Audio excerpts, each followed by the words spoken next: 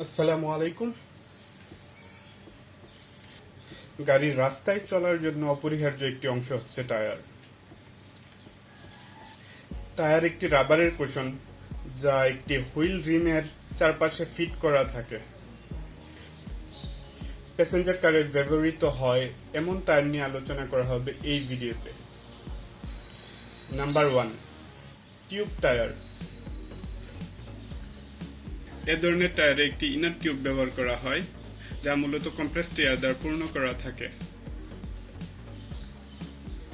আর tyre রাস্তার সাথে grip প্রদান করে এবং টিউবকে রক্ষা করে।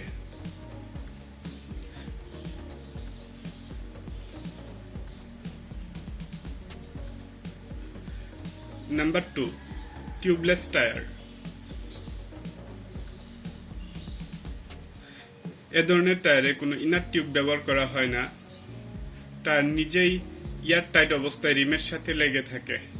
খরচ এবং ব্যবহারের সুবিধার কারণে এ ধরনের টায়ার সর্বাধিক ব্যবহৃত হয়ে থাকে।